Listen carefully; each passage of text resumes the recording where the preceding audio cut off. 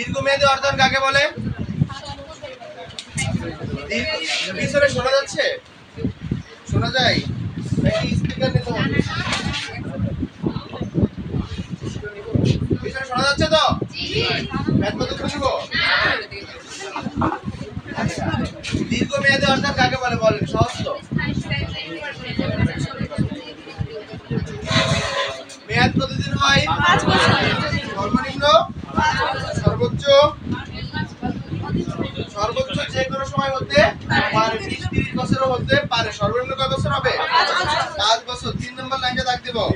সাধারণত 5 বছর বা তার চেয়ে অধিক সময়ের জন্য হয়ে থাকে। রাখিছি? আচ্ছা 2 নম্বর লাইন 4 নম্বর লাইনটা দাগ দেব। সম্পত্তি অর্জিত হয়। নরমালি দীর্ঘমেয়াদের মাধ্যমে আমরা কি অর্জন করি? সম্পত্তি অর্জন করি। এই দীর্ঘমেয়াদী অর্জন কয় প্রকার? একটা হচ্ছে অভ্যন্তরীণ, আরেকটা হচ্ছে বাহ্যিক। অভ্যন্তরীণ আর একটা বাহ্যিক। অভ্যন্তরীণ কোনটা? যে অর্জন আমরা প্রতিষ্ঠানের ভিতর থেকে সংগ্রহ করতে পারি, আর যেটা বাহির থেকে সংগ্রহ করতে হয় তাকে বলি বাহ্যিক অর্জন। আচ্ছা ভিতর থেকে সংগ্রহ করতে পারি কোনটা কোনটা দেখেন তো?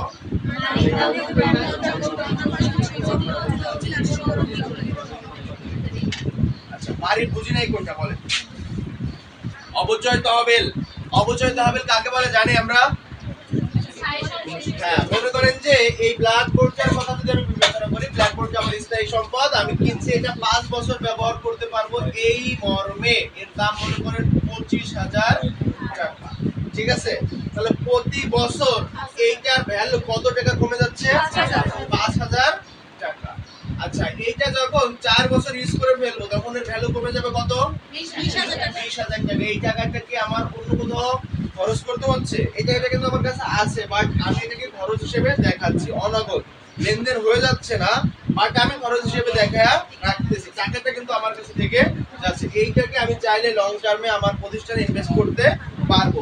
এই 20,000 টাকা মনে হচ্ছে যে মাত্র 20,000 টাকা ইনভেস্ট করবো না, প্রতিষ্ঠানে আসবাবপত্র থাকে হাজার হাজার কোটি টাকা। বুঝতে পারছেন? ম্যানুফ্যাকচারিং যে ইন্ডাস্ট্রি গুলো আছে তাদের প্রোডাকশনের জন্য যে মেশিন গুলো সেগুলো থেকে হাজার হাজার কোটি টাকা, তারও তো একটা অবশ্যই আছে না? সেটাকে তারা লং টার্ম বা দীর্ঘমেয়াদী সম্পদ হিসেবে গ্রহণ করতে পারে বা দীর্ঘমেয়াদী কোনো ইনভেস্ট করতে পারে। ঠিক আছে?